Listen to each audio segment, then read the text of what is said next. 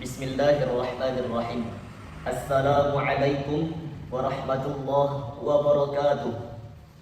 Alhamdulillah. Alhamdulillahilladzi amarna bihasni tadbiri fil mal wa nahana 'anil tabdhiri wal israf wa ja'ala fish syari'ati al-islamiyyati hudan lillah fit tasarrufi bi amwalina. Wassalatu wassalamu ala sayyidina Muhammadin al-Mustafa wa ala alihi wa sahbihi ahli as-sidqi wal wafa. Amma ba'd. Puji syukur kita panjatkan kehadirat Allah Subhanahu wa Ta'ala atas segala nikmat dan karunia-Nya. Di antaranya nikmat iman dan Islam, nikmat kesehatan, hingga nikmat harta. Yang mana dengan harta tersebut Allah telah tetapkan hak bagi orang yang membutuhkan dan bagi orang yang meminta. Bersyukur kita kepada Allah atas nikmat rezeki dan kecukupan yang telah diberikannya kepada kita.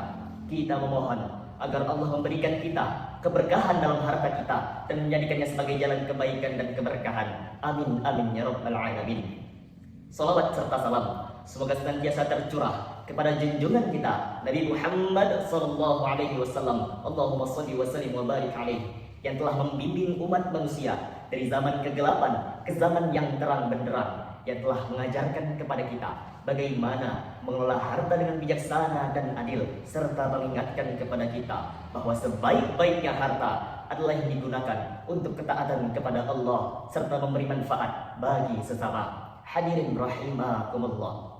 Pada kesempatan yang berbahagia ini, saya akan menyampaikan sebuah kultum dengan judul Hindari Gaya Hidup Konsumtif dan Mewujudkan Keuangan Syariah yang Lebih Berkah.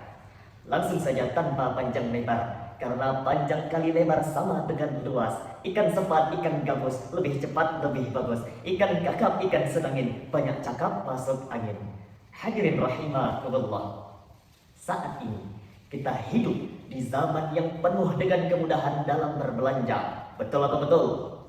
Dengan sekali klik di ponsel, kita bisa membeli barang tanpa berpikir panjang. Godaan diskon, promo, dan cicilan tanpa pikir panjang sering membuat kita terjebak dalam gaya hidup konsumtif. Akibatnya apa? Banyak orang yang lebih mementingkan keinginan daripada kebutuhan. Bahkan tak jarang sampai terjerat hutang riba. Padahal Islam sendiri telah mengajarkan kepada kita untuk hidup sederhana dan mengelola harta dengan bijak. Allah Subhanahu wa Ta'ala berfirman dalam surah Al-Isra ayat 26 sampai 27. A'udzu billahi minasyaitonir rajim. Wa ati dzal qurba haqqahu wal miskin wa ibnas sabil.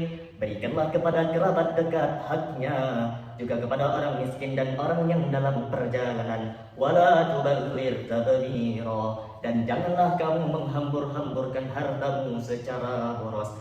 Innal mubadzirina kanu ikhwanasy syayatin.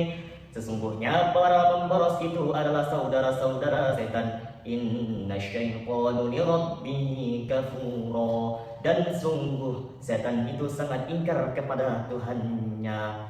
Dari ayat tersebut jelas bahwa sifat boros bukan hanya merugikan diri sendiri, tetapi juga menjadikan seseorang dekat dengan sifat setan. Sebaliknya, Islam mengingatkan kepada kita untuk mengelola harta dengan prinsip syariah yang mengutamakan keberkahan dan kemanfaatan jangka panjang. Selain itu, Rasulullah SAW juga bersabda, tidak akan bergeser kaki seorang hamba pada hari kiamat hingga ia ditanya tentang 4 perkara. Salah satunya tentang hartanya, dari mana ia peroleh dan kemana ia belanjakan. Dari hadis tersebut, kita memahami bahwa harta adalah amanah yang harus dikelola dengan bijak. Salah satu cara terbaik untuk menghindari sifat boros adalah dengan memahami konsep-konsep keuangan syariah. Keuangan syariah mengajarkan kepada kita untuk mengelola harta dengan adil dan penuh tanggung jawab. Bagaimana caranya? Yang pertama, menjauhi riba. Islam melarang riba karena merugikan dan memperbudak manusia dengan hutang. Yang kedua, menghindari gharar. Apa itu gharar? Ketidakjelasan. Jadi setiap transaksi harus jelas dan transparan. Yang ketiga, menjauhkan diri dari maisir atau perjudian. Keuntungan yang diperoleh harus melalui usaha yang halal dan tidak spekulatif. Dan yang keempat yaitu dengan mengutamakan sedekah dan zakat. Dengan berbagi, harta kita menjadi lebih berkah dan membawa manfaat bagi orang lain.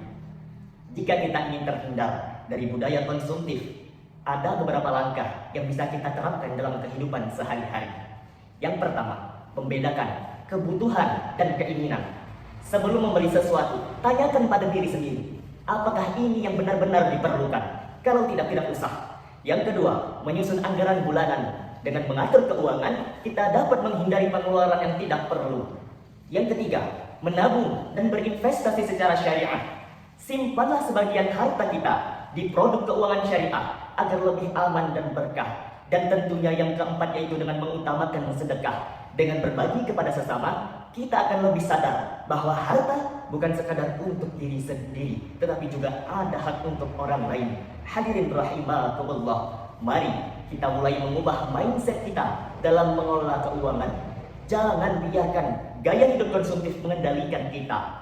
Mari kita manfaatkan harta kita dengan cara yang diridhai oleh Allah Subhanahu wa taala, dengan berinvestasi di jalan kebaikan, menabung untuk masa depan, dan senantiasa berbagi kepada sesama. Semoga kita semua termasuk golongannya yang bijak dalam mengelola harta dan mendapatkan keberkahan di dunia maupun di akhirat kelak. Amin amin ya rabbal alamin. Wassalamualaikum warahmatullahi wabarakatuh.